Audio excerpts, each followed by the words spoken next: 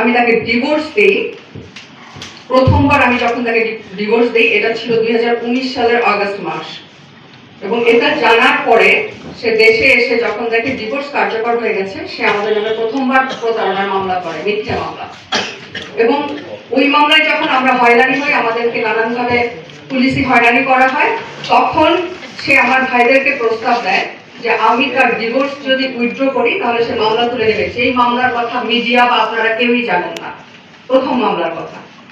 এবং আমি আমার ফ্যামিলির সবার কথা চিন্তা করে, ফ্যামিলির হয়রানি দেখে আমি মামলা উইথড্র করতে, তাকে তার ডিভোর্স উইথড্র করতে আমি রাজি হই।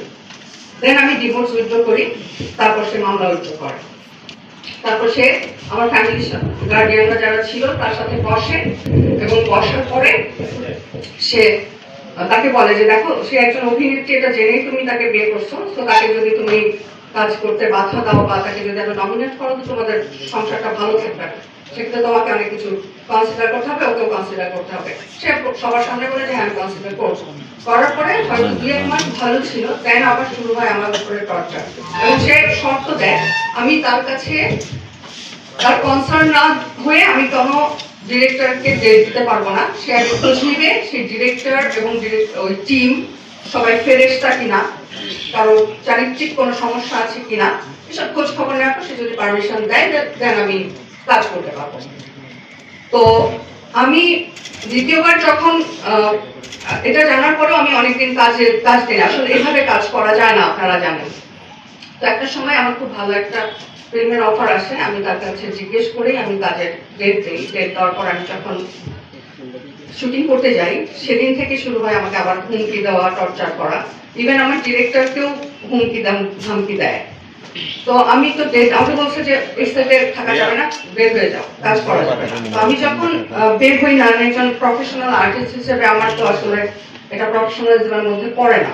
তো আমি শুটিং শেষ করি পরপর 2 দিন, এবং দ্বিতীয় দিন যখন আমি শুটিং করতে যাই, শুটিং থেকে ব্যাক করার পর ফরিদপুরে আমি শুটিং করতে যাই, আমার ছেলেকে আমি নিয়ে গেছিলাম। তো শুটিং থেকে ব্যাক করে যখন আমি আমার ফরিদপুরের বাসায় যাই, তখন ফরিদপুরের শীর্ষ সন্ত্রাসী বোম ফারুক এবং তার গ্যাংকে দিয়ে আমার ছেলেকে কিডন্যাপ করায়।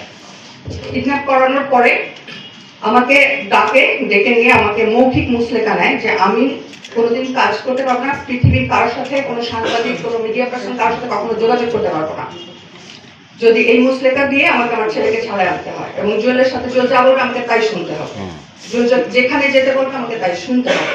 এই মুচলেকা আমাকে দিতে হয় বোম ফারুকের কাছে।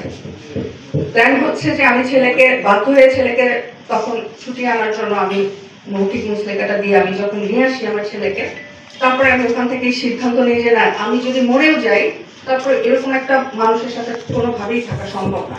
দেন আমি ঢাকায় ব্যাক করে দ্বিতীয়বার ডিভোর্স দিই। দ্বিতীয়বার ডিভোর্স দেওয়ার পরে সে ডিভোর্স কার্যকর হয়ে যায়, এবং দেন সে ঢাকায় বাংলাদেশে আসে। সৌদি আরব থেকে আসার পর যখন জানতে পারে যে আমি ডিভোর্স দিয়েছি, তখন সে দ্বিতীয়বার আমাকে মামলা করে, আমার পুরো ফ্যামিলিকে অ্যারেস্ট করে, সেটা আপনারা সবাই জানেন।